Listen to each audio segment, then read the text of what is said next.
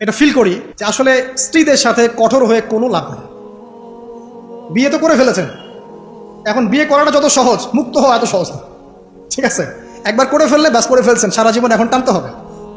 ঠিক আছে, ইল্লা মাশাআল্লাহ, কারণ পরিবার ধ্বংস হয়ে যাওয়ার চাইতে অ্যাটলিস্ট একসাথে থাকাটা উত্তম। এটা ইসলাহু খাইর, যেটা ইসলাম সেটা উত্তম। আর একবারে যখন কোনো অবস্থায় টেকা যায় না, তখন না ইসলামে একটা বিচ্ছেদের ব্যাপার আছে, ডিভোর্সের একটা ব্যাপার আছে। কিন্তু নারী জাতিটাকে আল্লাহ এমনভাবে সৃষ্টি করেছেন, ইনশাআল্লাহ ফ্যামিলি নিয়ে আমি একদিন লেকচার দিব, সেদিন বলবো ইনশাআল্লাহ ডিটেলস, যে আপনি যত কঠোর হবেন তত বেঁকে বসবে। আপনি যত কঠোর হবেন তারা বেঁকে বসবে। তাদের সাথে এত বেশি কঠোর হয়ে কোনো ফায়দা নাই।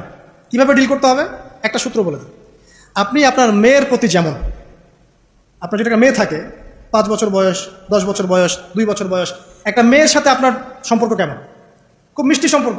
ও 1000টা ভুল করলে আপনি কি কোলে তুলে নেন, আদর করেন, তাই না? ভালোবাসেন। জেদ করলে আপনি ঠান্ডা মাথায় সবর করেন।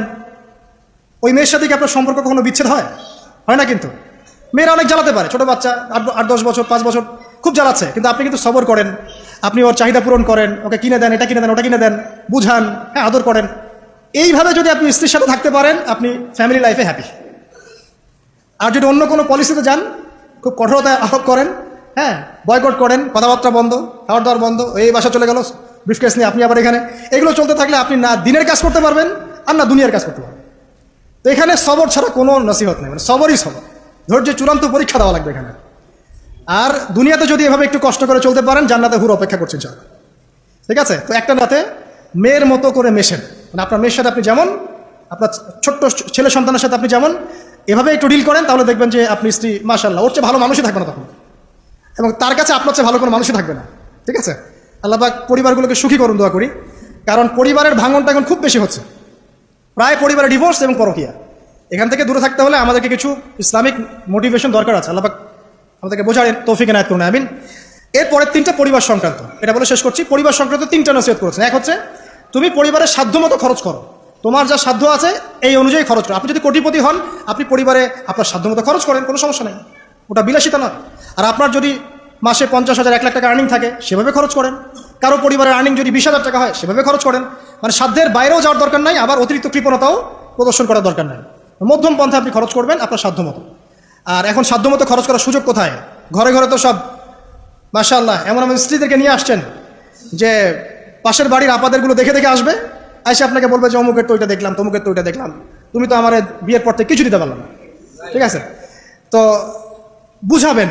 একটা বিষয় বলি, আমি খুব মানে এক পরিবারে ব্যয় সাধ্যমতো করুন। শেষের 2টা নবীজি বলেছেন, আদবের লাঠি উঠিয়ে নিও না। আদবের যে লাঠিটা আছে এটা পরিবার থেকে উঠিয়ে নিও না, কারণ পরিবারের শাসন বলে একটা কথা থাকতে হবে।